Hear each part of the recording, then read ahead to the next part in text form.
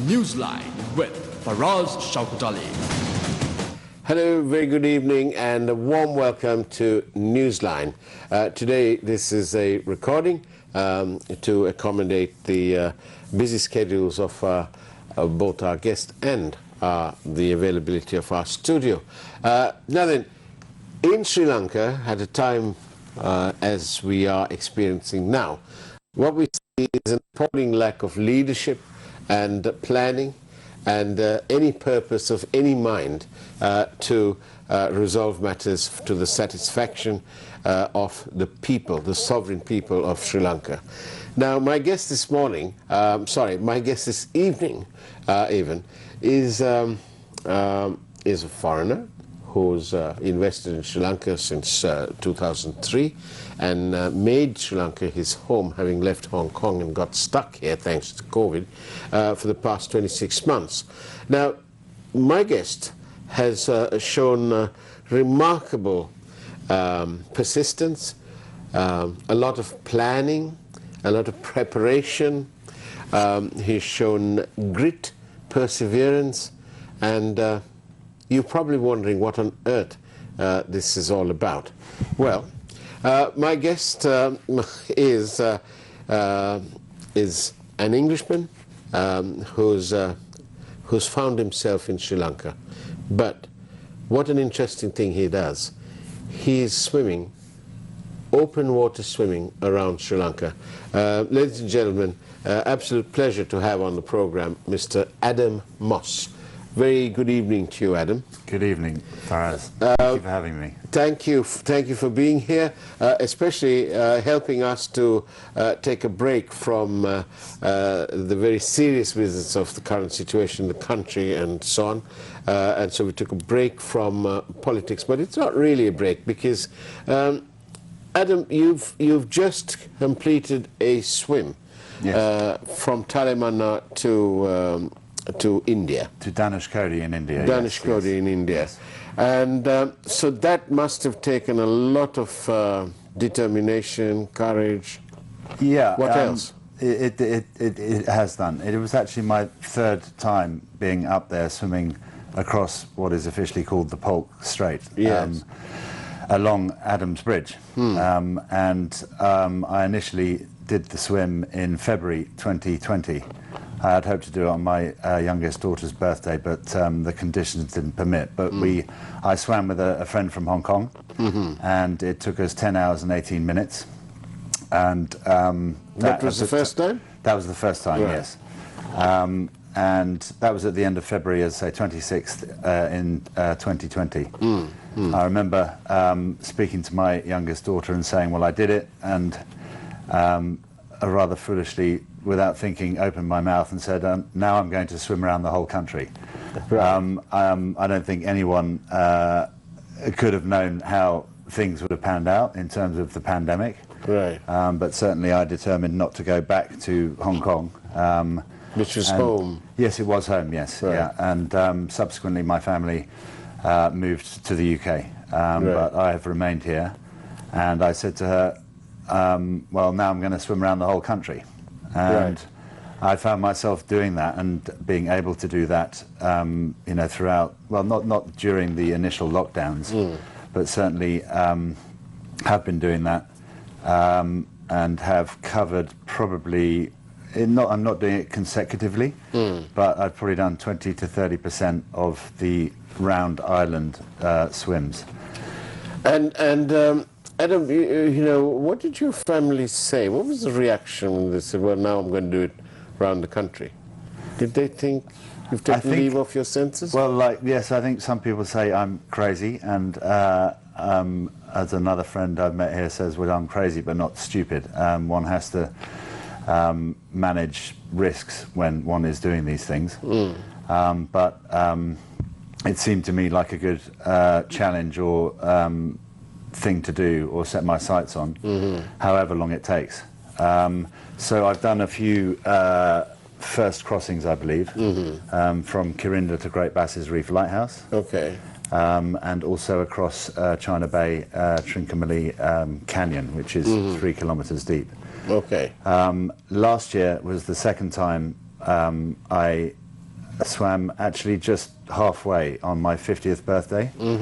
Kind of set it up as a race with a friend of mine who I've got to know, Julian Bowling, at the Rainbow Swimming Academy. And I invited who are, I believe, Sri Lanka's best open water swimmers. Indeed. Sinishi Herath and Lanka Sheehan, who both recently won open water swimming competitions. And I'd kind of set it up as a race on my birthday at sunrise. Right. And we drew lots, and I set off first. Then Sinishi went second, 5 minutes apart.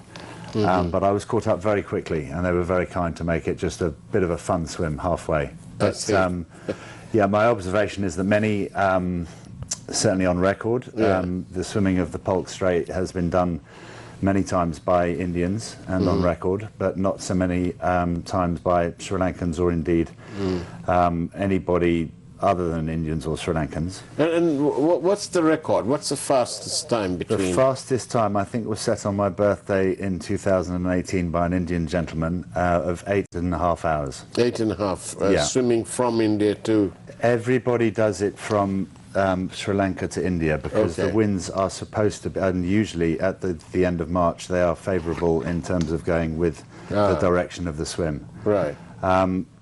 Last year, Roshan, the young Air Force cadet, swam both to India and back. I believe that was with some sort of stopping and rest, which is perfectly acceptable, of course, if you're doing nearly 60 kilometres. The way in which I do it and others do it is to not touch any craft, not take any rest, and not touch the bottom. So it's a pure open swim, really. It's a pure swim, yeah. Adam, tell me, what does it take for someone to take on this, as a non-swimmer, as this sort of daunting task? What does it take? I mean, it's not like... It felt like climbing a mountain on Friday when I swam at one point. It does take quite a lot of preparation and applications to relevant authorities, certainly starting with Sri Lanka's Ministry of Defence, and over the last 2 years I've developed a good and trusted relationship with your wonderful Sri Lankan Navy. In the case of my swims around Sri Lanka, when certainly I do the longer swims, then there's usually a Sri Lankan Navy vessel comes out to just check we're okay. But then in the case of swimming to India, I had to, I think, deliver a list. There were 18 participants in total, including myself as just the sole swimmer. Oh, okay. So we had support boats, which were provided by Sail Lanka, my partner, and also a 6.5 metre rib with a 150cc outboard engine. Right. And my trusted paddler, Gary Richardson, who's been on many of my swims. And did he come with you on this? He came with me on the swim, yeah. So lots of approvals needed, especially from the Indian side. I'm pleased to say that we got most of those before we set off at 2 o'clock in the morning last Friday on the 25th. Yeah. There must have been a lot of planning as well. Yep. We had to pick a date.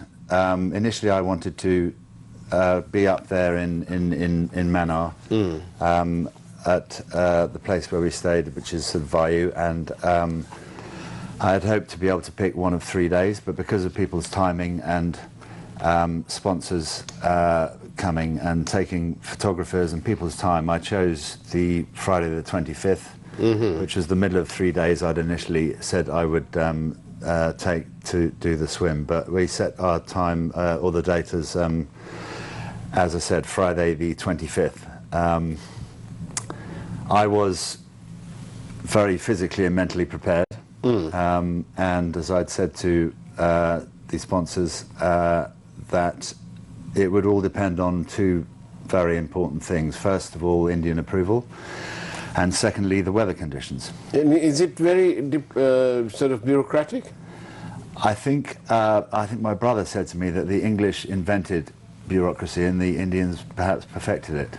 But there's a lot of approvals and going back and forth, and yes, it's something that a lot of I think 4 or 5 different agencies or departments need to sign off on it from their side. Yes, it's a pity. Of course, Newsline is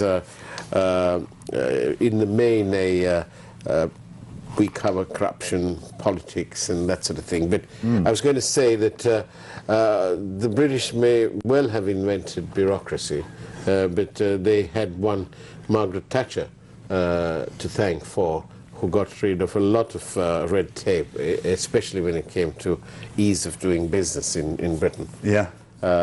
So that's a legacy, I think, that Britain owes her, the Iron Lady. Unfortunately, the Iron Lady, apart from having come to Sri Lanka to open the, I think, the Victoria Dam,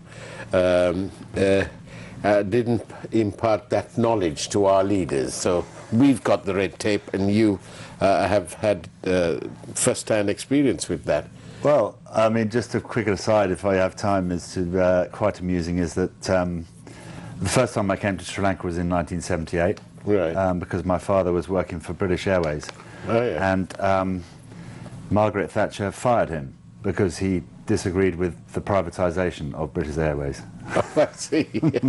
That's why I ended up in Hong Kong, because he moved there to work for the Mass Transit Railway. Oh, I see. I see. But she did a lot of good things.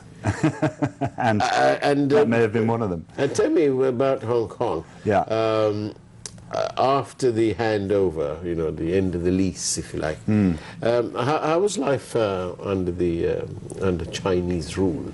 So I moved there in '97, December '97, just after the handover. Right. And everything proceeded as normal. Right. I worked there until 2003, and then I was posted. I worked for a company called CLSA, and I was posted as, I was a what's called a sales trader, stockbroker, to Singapore, Korea and Taiwan, and then returned to Hong Kong, I think in about 2010, yeah, and it all was operating as normal, I think, and until there were the sort of, it wasn't, there was the extradition treaty that came about, and people were worried that that might mean that people could just be transferred across the border, which did sort of happen anyway in some cases, but there was some protests, and then, well, in particular, and this was one of the reasons why I chose to stay here when I'd gotten here, not just because of COVID. The last half of 2019 in Hong Kong was very traumatic for everyone. There were a lot of protests on the street. That was when certainly my children and a lot of other people's children started learning from home, because streets were blocked, people couldn't get to school. There was tear gas on the street, and a lot of protests, which have now been brought under control with the national security law there. So you may have been speaking about Sri Lanka today. I suppose so. Yeah, I think I would say that at least here, if one can put a positive note on it, people are allowed to express their views. Right. There is a freedom of the press, and people are allowed to, as I say, express their views and protest. Yes. And there is tolerance. We must grant that. Yeah, and that was something that is something that is certainly, there is no opportunity at all. So there's a difference with Hong Kong. Yeah, yeah. And just ahead of our break, tell me, Adam, where have you been practicing apart from, you know, in Kirinda and so on? Well, it depends. I'd like to. What I'm trying to do, I have a company, and I am recording all of my swims. Right. And I think I want to encourage Sri Lanka as an all year-round destination, not just for swimming. And do you think... Because at different times of the year, sorry, it's better to swim. But certainly in training for the swim I did on Friday, it was mostly around the Gaul area down on the southern province. And Adam, is there, looking at it from sort of non-Sri Lankan perspective, because you are, I know you've made your home here, and we consider you, as we all Sri Lankans do, as one of us now. But when you look at it with your British cap on, your Hong Kong cap, is there a market for Sri Lanka, in your opinion, as an all-round destination? I believe so, yes, absolutely. I think the country did a very good job. Just a quick aside, when the UK moved Sri Lanka from the red list in terms of COVID arrivals, a lot of my friends in the UK said, well, now you can come to the UK. I said, no, that means you can come to Sri Lanka. And I think from what I know about certainly the immigration and the ease with which people are able to come here, I think the country's done a very good job of encouraging people to come here. Notwithstanding the difficulties economically and politically that the country faces, I think I'm always quick to, whether I'm talking about other countries, I am a guest but resident in this wonderful country, which I've chosen to call my home, and I'm quick to say that, well, fuel shortages, inflation, discontent with government is something that is around the world, not just here in Sri Lanka. How are you coping in your home in the south, which has you've made an investment in 2003? Yeah. How are you coping? Petrol, diesel, gas? I think as I'm there currently alone, it's okay for me. If my family were here, my daughters are at school with their mother in the UK, and I think I'm coping okay. I have 4 dogs, and they are quite expensive to feed. I noticed that the cost of rise for them. Okay. I have 3. I'd call them staff and helpers, and I talk with them regularly about what's going on. As it's just me, I think I'm coping quite well. But I think people who have families and dependents and children going to school, it's getting difficult. Yeah. So now tell me, we will be showing some of the footage captured on Adam's journey from Talamana to Dhanushkodi in India, and you can have a look. But one of the things you said was that it took quite long. Yes, quite long. How much longer than the record of 8.5 hours? Well, I'd say nearly 4 hours and 20 minutes longer. No, 3 hours and 20 minutes longer. We were perhaps, I was very unfortunate to, we were hammered by the weather, to put it mildly. On that note, hammered by the weather, we are in conversation with Adam Moss, open water swimmer around Sri Lanka, who's made Sri Lanka his home. We'll talk all about his journey across what is officially known as the Pork Straits when we come back after examining this evening's primetime news headlines. We'll see you on the other side of the break, shall we?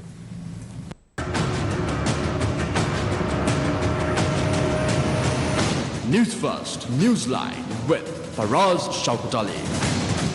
And welcome back to Newsline.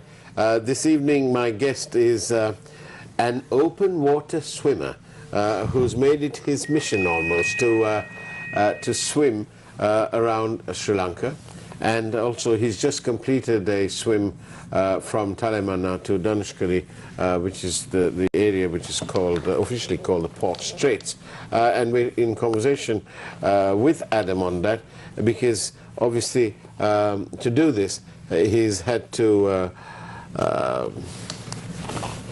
lean on a lot of persistence, planning, He's had determination, and I suppose at the end of the day, he's had a single-minded purpose of mind to get this done. And although he couldn't quite make the record, which is 8.5 hours. Now then, Adam, you took about 3 hours and 20 minutes longer than... 11 hours and 50 minutes was the official time. Okay. We swim to within... Why was that? Well, because of the weather and the wind, which is something that is difficult to predict. And we had a 15-knot southerly wind to start off with. My first 22 kilometres took 7 hours before my personal swim tracker ran out. Oh. So that's the International Maritime Borderline, the IMBL, is 17 kilometres from Sri Lanka. The total distance is 29 kilometres. I was fueling correctly. I was certainly physically and mentally prepared for it. And I had said to people that there was a good chance that I could set a good time. And I did believe that a record was in my sights. But it became apparent certainly after the sun came up. Set off at 2 o'clock in the morning with a 15-knot sort of side wind, and that was a challenge in itself. We had a half moon, so I could sort of see that in terms of navigating out of Talamanar through the boats, but we had the rib in front of us. I had a light stick on the back of my head. It was wonderful seeing phosphorescence in the water. Okay. Swimming in as shallow as 16 inches of water. And I think the deepest it got to was, I mean, maybe sort of 8 or 9 feet all the way across. Oh, really? Yeah. So when the sun came up, a lot of the time it's a beautiful sunrise. Right. But I remember thinking it wasn't. And there's a saying, red sky in the morning, right, which I've changed to swimmer's warning. And okay. Then the wind started to pick up. Right. And so after 22 kilometers, I knew that I had about 6 to 8 kilometers to go, and I'd done 7 hours, and I thought that's quite good. But the conditions got a lot worse, and we found ourselves swimming directly into the wind, which was at that time then 25 knots. And I think the last 6 kilometers took 5 hours, which means I probably broke a record in becoming one of the 3 records I think I set this time, which was, and probably the least of favourite of mine, which is probably the slowest open water swimmer on the planet at the time. But no, we've had a look at it and really battling into the wind, that creates waves, and then because it's so shallow, that also creates a current. Yeah. And tell me, how did you come back? Oh, we came back on a 30-foot catamaran, 30-meter catamaran with Lanka. Okay. Yeah, and who provided the craft. Okay. I would just like to also thank Julian Bowling, who was with us. He's been on Newsline before. I imagine he has many times. And, I invited him along. As I said, we did an event with him and his swimmers last year. Yeah. But this year he agreed to be my official observer. Right. We're going to send the swim for ratification by the Open Water Swimmers Federation. But he was, and I think we have a video of it, of him jumping into the water. He doesn't actually swim much anymore. He prefers to paddleboard and coach, just very close to here. And I go to his morning sessions when I come. But he was running alongside me, encouraging me. But even I was swimming a little bit quicker than he was. Right. It was, like I said to you, I think, like swimming through treacle. And it was, you know, I would say these things are not cheap, but I'd like to do it as cost effectively as possible. I did have a couple of sponsors, and if it wasn't for the photographer from the aforementioned being on board, I think I would have given up. Oh, really? Yeah, I think, but I'm